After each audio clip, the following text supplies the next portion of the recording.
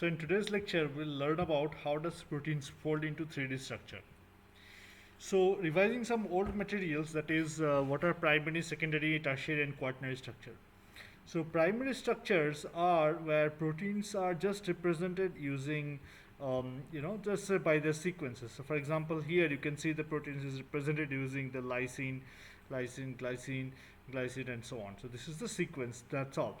So no other information regarding their 3D structure is provided. The secondary structure is when this folds into some kind of 3D structure such as alpha helix, beta sheet, okay, beta turn and so on. So that is the secondary structure. What is tertiary structures? Tertiary structure is when one or more of the secondary structures folds into a 3D structure. So for example here that this alpha helix is part of this part, this particular chain. So this part has another alpha helix. Okay, this part here has probably some beta sheets. There is some another sheet here. Okay, so all this, how does these things come together and forms a overall functional protein structure that forms a tertiary structure. Then quaternary structure is when this particular one is part of one subunit and then there are multiple such subunits gets on to form a functional protein. Okay, so that becomes a quaternary structure. So a lot of proteins don't have a quaternary structure; they have only till the tertiary structures. Okay, so that is that. So that is, this is not always present. Okay, so that is something we must know. Okay, and a lot of them. So but all proteins must have till the tertiary structure. Okay, so that must be compulsory. So what the today's lecture is and next few lectures is that how does a primary structure folds into alpha helix, beta sheets and so on, and then how this folds into this big structure. Okay, so what are the interactions that are present over there? So before we go ahead, let's revise some concepts that we already know. That is, peptides are biopolymers. That is, they are repeating units of the same molecule. What does that mean? So you can see this is a tripeptide. So tripeptide means there are three side chains here. You can make out that. So this is R1, R2, R1 again. So there are three repeating units. Why do we call repeating units? Because you can see here this part, the alpha carbon, alpha amino and alpha carboxyl is repeated over and over again. Alpha amino, alpha carbon and alpha carboxyl. Alpha amino, alpha carbon, alpha carboxyl. Okay, alpha amino, alpha carbon, alpha carboxyl. This is a tetrapeptide. Okay, so that is that. So we already know this, but usually put the N terminal on the left side and on the C terminal on the right side. So what do we mean by that? The amino group of the whole peptide chain must be on the left side and the carboxyl group, the free carboxyl group, must be on the right side. Okay, same convention applies to when you are writing 1 letter or 3 letter codes. So this is a 1 letter code and this is a 3 letter code and this is the corresponding 1 letter code. So this part is the N terminal and this part is the C terminal. Okay, so here you can see that the C terminal amino acid of this one is glycine and the N terminal amino acid is alanine. Okay, so that is that. So how does amino acids form peptide? So this is a particular example. So this is alanine and cysteine forming a peptide. So you have to put them side by side. You have to put the N terminal one on the left side, C terminal on the right side, and then there will be a water elimination, that is OH from here and H from the NH2. That would be gone and you are forming the peptide. There is a peptide and this particular one is called the amide bond. Okay, so we will see some interesting properties of the amide bond in a short while. Okay, so this number of residues in this particular peptide is 2. Number of peptide bond only 1 here. C terminal amino acid here is cysteine. N terminal amino acid is alanine. Okay, so that is that. Okay, so how to draw peptides easily? So there are two ways. So if you have been given the sequence, let's say this is the sequence, so you can draw them in this way. So you can draw them side by side. Okay, and then remove the water from them. Okay, so remove the water from them, remove the water from them, and then join the bonds, and that forms a peptide. Okay, So that forms the peptide over there. Okay, so this is one way of drawing it. Okay, so you have to draw the starting with the N terminal, middle one, C terminal, and then this is how the peptide comes up. Second method is you draw the repeating units. So as I said that the peptides are repeating units of alpha amino, alpha carbon, alpha carboxyl, alpha amino, alpha carbon, alpha carboxyl, alpha amino, alpha carbon, alpha carboxyl. So this is the repeating units, right? And then what you do, the side chain. So for the first one, the side chain would be CH3. The second one is cysteine, so that should be CH2SH. Sorry. And third one is glycine, so there is no side chain, so that hydrogen side chain is there. Okay, so that is what how we do it. Okay. Now, what kind of structures you're going to encounter in proteins? So mostly you are going to encounter alpha helices, okay, and sheets, beta sheets. Okay, so so when we talk about alpha helices, there are so this is basically, I'll show you a structure in my PyMol. Okay, so this is a alpha helix over here. Let me show you in this one. Okay, so this is the alpha helix. This is a alpha helical structure. Okay, because you can see the spring-like structures, right? So what happens here? How does this helix form? There is hydrogen bonding present with the. Oops, sorry. There is hydrogen bonding present in the alpha helix. So this is how it forms. So you can see here. This is the nitrogen. Okay, this is a H here, and that forms a hydrogen bond with the carbonyl. Okay, so I'll draw it using a black color. It forms a hydrogen bonding with the C double bond O. That is a hydrogen bonding. Similarly, this is NH, okay, from the amide bond, and that forms a hydrogen bond with the carbonyl. Okay, CNH, and forms a hydrogen bond with the C double bond O. Okay, so that is how these structures are formed. Okay. So having said that, now what happens here is that, so this is how the structure is formed. So you can see this is the helical structure backbone that is being formed around. Okay, so that is that. So now this is stabilized by alpha helix. So one more thing is that, so there could be two kind of alpha helices. There is right-handed alpha helix and left-handed alpha helix. So the most easy way to recognize alpha helix left and right-handed is to look at them from the top.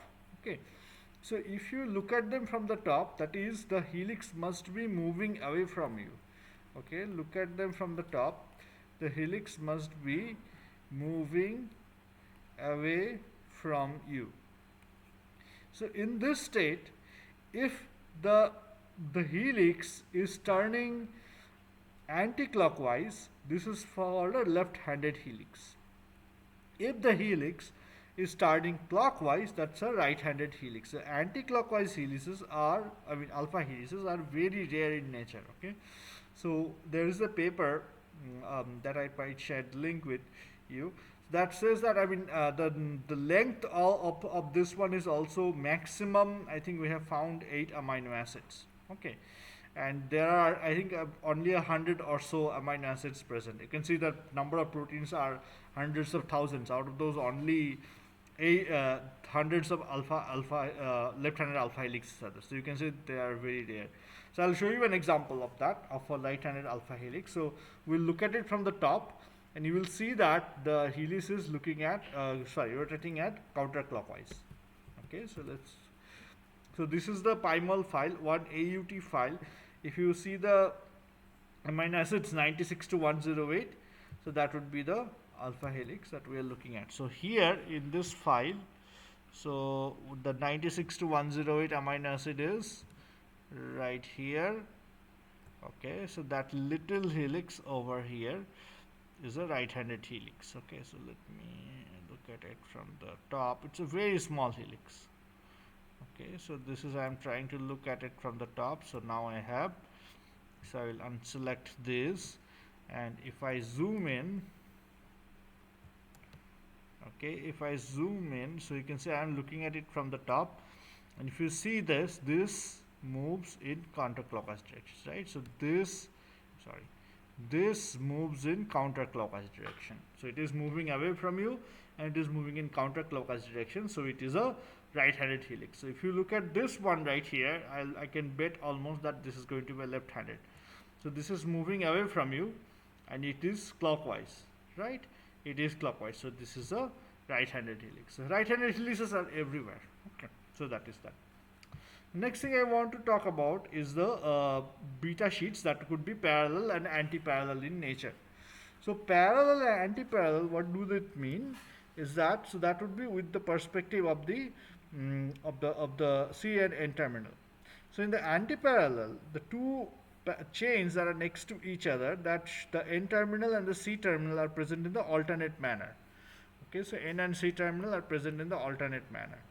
In parallel, the N terminal, so this is the N terminal, next this is the N terminal, this is the N terminal, and the C terminals, they are present in the same orientation. Okay, so we'll look at the examples. So in this PyMol file 2pec, you can see that so this particular one, all the beta sheets are in the same direction. So what does this arrow mean? So this arrow means this is N terminal, this is the C terminal, N terminal, C terminal, N terminal, C terminal, and so on. In this PyMol file 7LO4, these are anti-parallel sheets. Okay, so you can see this particular one, this is an arrow, right? So this is N terminal, C terminal, but the next one here is N terminal, C terminal. This one is in this direction, N terminal, C terminal, and this one is not viewing properly, so this should be on this side, N and C terminal. Okay, so that's how it is. Okay, so that is why. So they have slightly different format of hydrogen bonding. So you can see here, in this the hydrogen bonding is almost like on top of each other, and here it is slightly skewed. Okay, so that is a slightly different form of hydrogen bonding. The other kind of secondary structure is viewed is called beta turn. So beta turn starts from here, okay, and you can see here that there is a slight hydrogen bonding that stabilizes this. Okay, so this is a beta turn. The other type is where due to the presence of a glycine, okay, that changes the steric property of this. Okay, and you can see that this is a slightly different way of a beta turn that is present. Okay. Okay, so now next thing we are going to talk about. So far what we have learned is how does amino acids fold into these secondary structures, that is alpha helix, beta sheets, and in some cases beta turns. So going back to the original picture, what we have achieved is this to this we know now, amino acid to alpha helix, right? So, but what does the what exactly within the amino acid that determines that will form the alpha helix or beta sheet, right? So, is it some kind of inherent property or something else? So that has been predicted by one of the Indian scientists. That is, his name is Dr. Ramachandran. So he predicted this in as early as 1950s. Okay, and he was one of the pioneers of protein crystal structure. Okay, so he solved the structure of a triple helical collagen, and then he discovered that, and he predicted how can you tell if amino acid is going to be alpha helix or beta sheet and so on. Okay, so we'll look up his work in a moment. Okay, so what he did here is that looking at a sequence of amino acids, okay, he can map it on where it will fall. Okay, so where it will fall in terms of the in the amino acid. Okay, so you can see here that this particular one in this particular one is kind of a map that predicts that where the amino acid will fall. Okay, so how does this work? Okay, so we'll explain that in a moment. But before that, you can see that each amino acid has its own preference of forming alpha helix, beta sheets, and beta turn. So how does this work? Okay, so let's look at this tripeptide and we can find out how does this work. So you can see that this is, for example, is an amino acid, right? This is NH, side chain, alpha carbon, alpha carboxyl. Okay, and there are two possible angles where these bonds can rotate. Okay, so let me go to the draw ink here. So you can see this bond can either rotate this particular bond. This is bond, particular bond is called phi, and this particular bond can also rotate. This is called a psi. Okay, so but in some of this orientation there will be steric clash.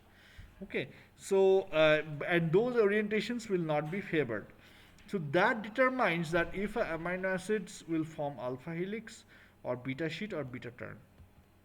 So going back to this picture, what the Ramachandran plot does is that Ramachandran plotted this using the crystal structure and find out that if you plot the phi from here, this particular phi, all the angles, that is minus 180 to plus 180, and if you plot the psi, all the possible angles from minus 180 to plus 180, there are part of the plot that are most occupied, and there are part of the plot where there is no occupation.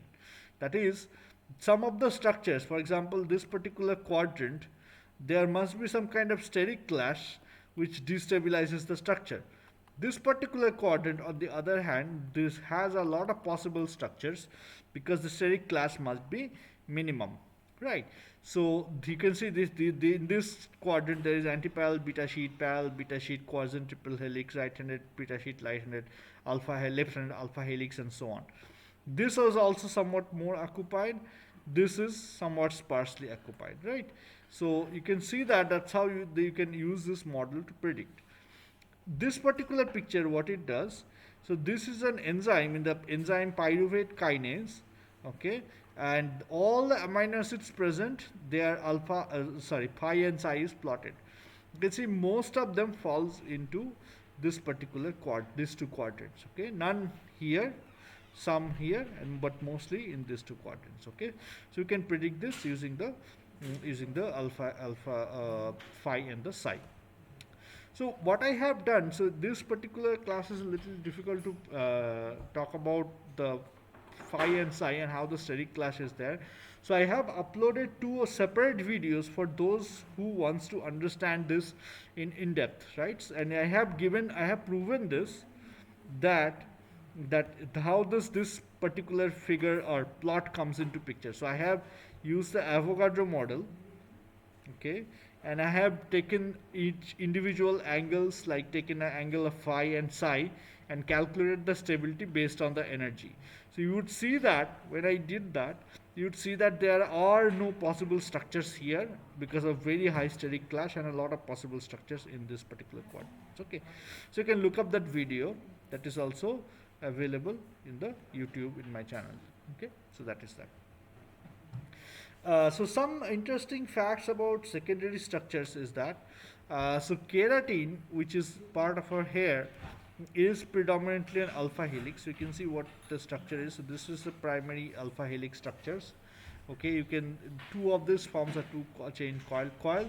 More of this forms something called a protofilament, and then more protofilaments called protofibrils. Okay, so this is where the protofibril is. Okay, and this is our human hair. Okay, so that is the cross section of a human hair. So what happens when you do straightening and permanent weaving?